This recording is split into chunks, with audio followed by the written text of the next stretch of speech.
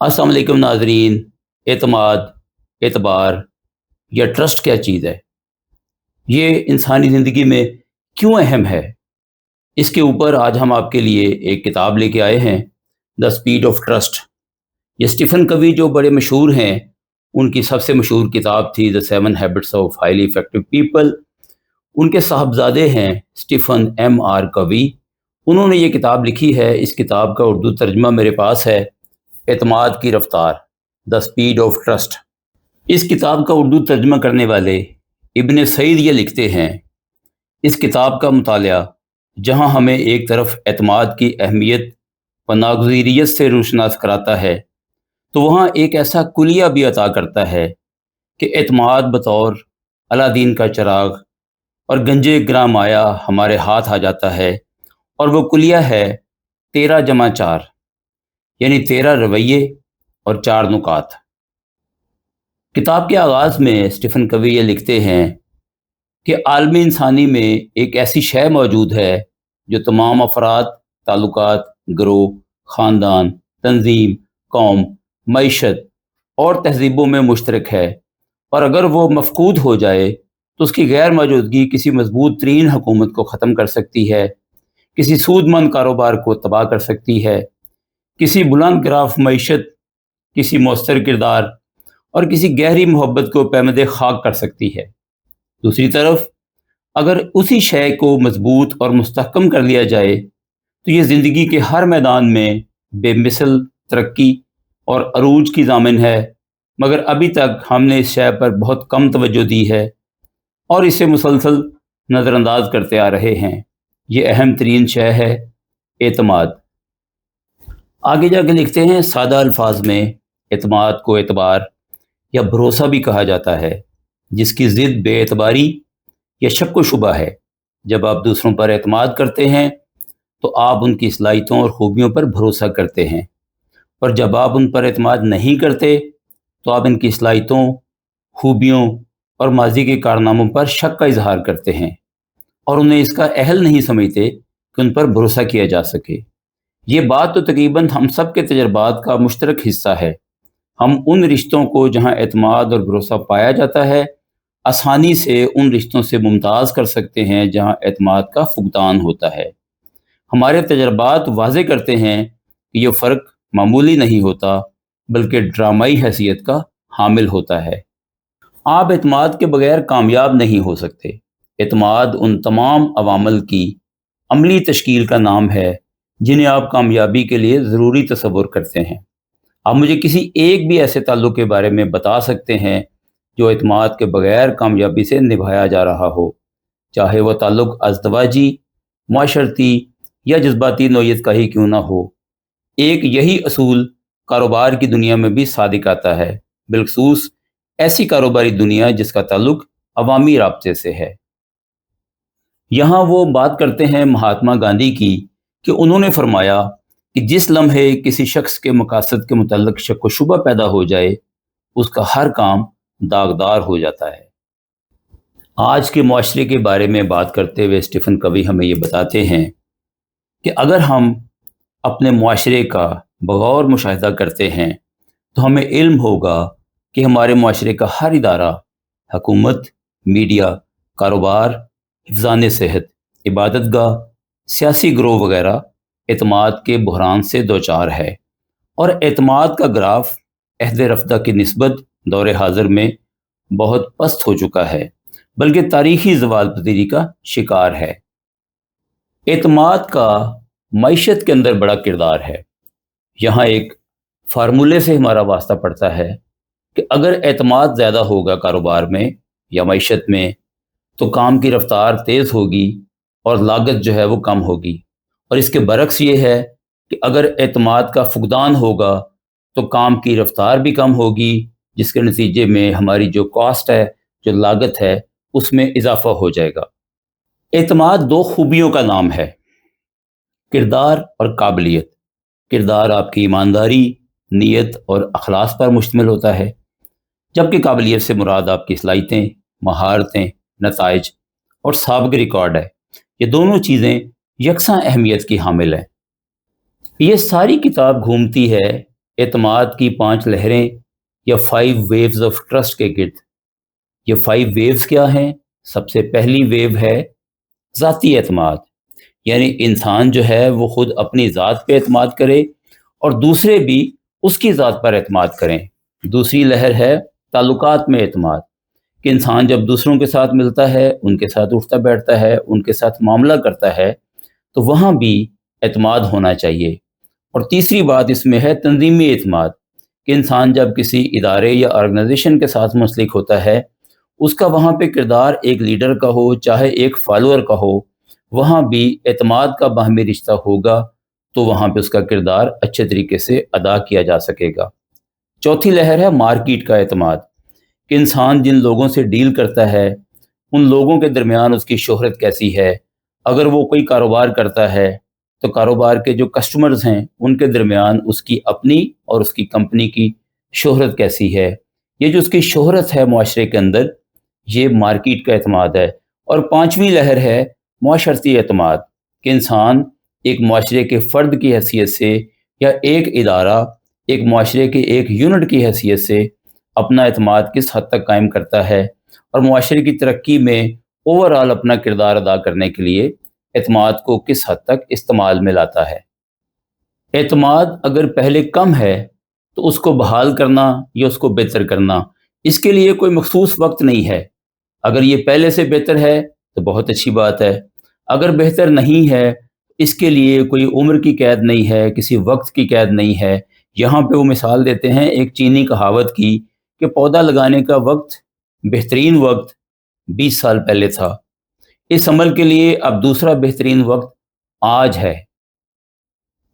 اعتماد کی سب سے پہلی لہر یعنی ذاتی اعتماد کی مثال دیتے ہوئے وہ یہ بتاتے ہیں کہ اگر آپ کسی جج کی عدالت میں کھڑے ہوں اور وکیل یہ وہاں ثابت کرنا چاہے کہ آپ ایک اچھے اور قابل اعتماد گواہ ہیں، تو وہ آپ کے بارے میں 4 باتیں کرے گا۔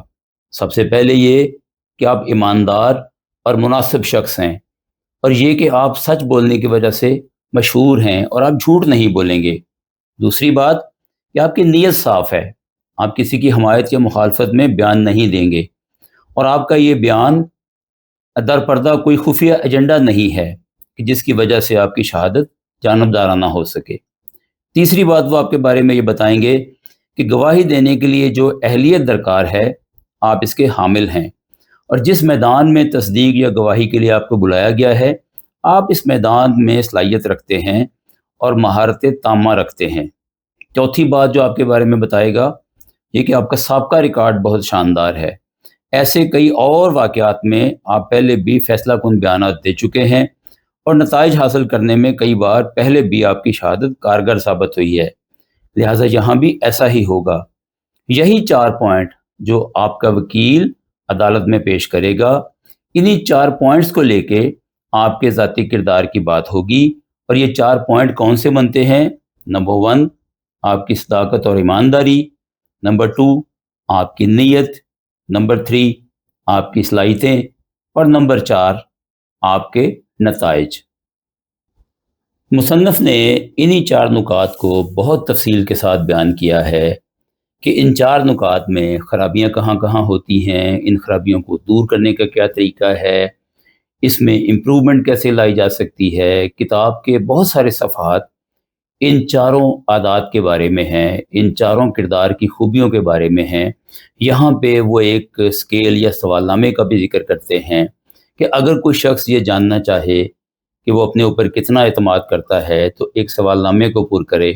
اگر اس سوال نامے میں اس کے اچھے مارکس آتے ہیں تو اس کا مطلب یہ ہے کہ وہ ایک قابل اعتماد شخص ہے۔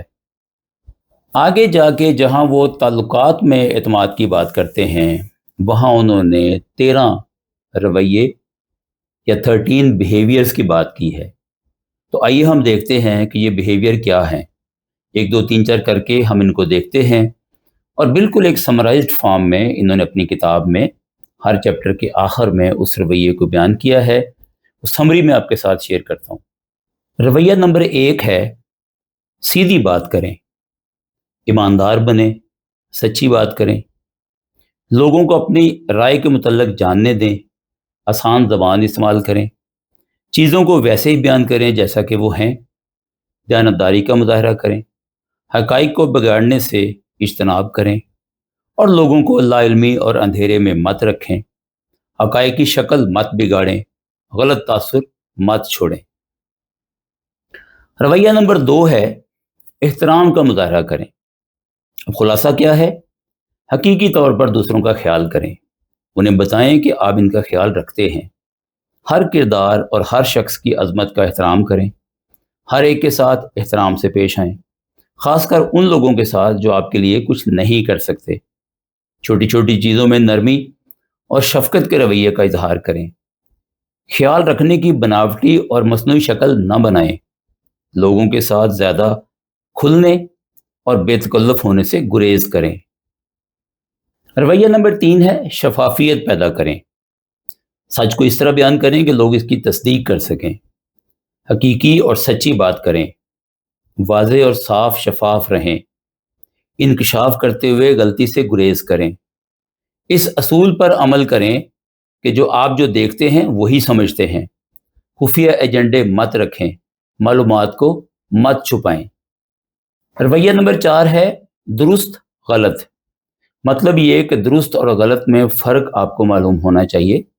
یہاں وہ لکھتے ہیں جب آپ غلط ہوں تو اسے درست کریں، جلد معافی طلب کریں، جہاں ممکن ہو معافی تلافی اور بحالی کریں، سروس ریکوری کا عمل اپنائیں، ذاتی عجز و انکساری کا مظاہرہ کریں، چیزوں پر پردہ مت ڈالیں، درست کام کی راہ میں غرور کو مت حائل ہونے دیں۔ رویہ نمبر 5 ہے وفاداری کا اظہار کریں۔ آزادانہ طور پر کریڈٹ دیں، دوسروں کی شرکت کو پوری طرح سے تسلیم کریں، دوسروں کے متعلق اس طرح گفتگو کریں جیسے وہ آپ میں موجود ہیں، جو لوگ موجود نہیں ہیں ان کی نمائندگی ایسے کریں جیسے وہ خود موجود ہوتے ہوئے کرتے ہیں، لوگوں کی غیر موجودگی میں ان کی بدخوئی مت کریں اور بدزبانی مت اختیار کریں، دوسرے کے خفیہ معاملات کبھی منکشف نہیں کریں۔ رویہ نمبر 6 نتائج باہم پہنچائیں۔ نتائج کا ایک ٹریک ریکارڈ قائم کریں، درست کام کریں، کام کر کے دکھائیں، اس کام کو ہر صورت مکمل کریں جس کے لیے آپ کو تعینات کیا گیا ہو، کام کو بروقت اور موجودہ بجٹ میں مکمل کریں، حد سے زیادہ اور غیر حقیقی معاہدہ مت کریں اور نتائج کم درجے میں بھی کبھی باہم نہ پہنچائیں۔ نتائج دینے میں ناکامی کی صورت میں جواز مت تراشیں۔ رویہ نمبر 7 بہتر سے بہترین بنیں۔ مستقل طور پر بہتری لاتے رہیں، اپنی صلاحیتوں کو بڑھائیں، مستقل طور پر سیکھتے رہیں، رسمی اور غیر رسمی دونوں طرح سے فیڈ بیک کا نظام بنائیں، جو فیڈ بیک آپ کو ملتا ہے اس پر عمل کریں، فیڈ بیک دینے پر لوگوں کا شکریہ ادا کریں، اپنے آپ کو فیڈ بیک سے ماورا تصور مت کریں، یہ مت سوچیں کہ آپ کا آج کا علم اور آپ کی حالیہ مہارت کل کے چیلنج کے لیے کافی ہوگی۔ رویہ نمبر 8 حقیقت کے روبرو آئیں۔ مشکل مسائل پر براہ راست گفتگو کریں، ان کہے کو قبول کریں، گفت و شنید میں بلند حوصلگی کے ساتھ معاملات زیر بحث لائیں، دوسروں کو تلواریں پھینکنے پر آمادہ کریں، حقیقی ایشوز کو مت دبائیں، بلی کو دیکھ کر کبوتر کی طرح آنکھیں مت بند کریں۔ رویہ نمبر 9 توقعات کی وضاحت کریں۔ اپنی توقعات کو منکشف کریں، ان پر گفتگو کریں، ان کی تصدیق کریں، اگر ممکن ہو یا ضرورت محسوس ہو تو دوبارہ گفتگو کریں، توقعات کے خلاف ورزی مت کریں، یہ کبھی فرض نہ کریں کہ توقعات واضح ہیں اور ہم پہلے سے جانتے ہیں۔ رویہ نمبر 10 احتساب کا طریقہ عمل میں لائیں۔ اپنے آپ کو احتساب کا پابند کریں، دوسروں کو احتساب کا پابند کریں، نتائج کی ذمہ داری قبول کریں، ان معاملات میں واضح نقطہ نظر اختیار کریں کہ آپ ابلاغ کیسے کریں گے، آپ کیسے کر رہے ہیں اور دوسرے لوگ کیسے کر رہے ہیں۔ ذمہ داری سے گریز مت کریں اور جیب مت چرائیں، جب کوئی کام غلط ہو جائے تو دوسروں پر انگلی مت اٹھائیں اور دوسروں کو مورد الزام مت ٹھہرائیں۔ رویہ نمبر 11 پہلے سنیں۔ पहले सुने, फिर बोलें, समझें या तशखीस करें। अपने कानों और दिल से सुने। तलाश करें कि जब लोगों के साथ आप काम करते हैं तो उनके लिए सबसे अहम क्या है।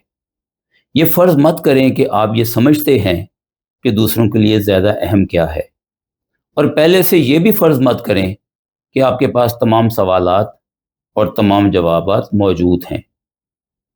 रवैया नंबर 12, वादों का पास करें। वही बताएं जो आप करेंगे और फिर वही करें जो आप बताते हैं।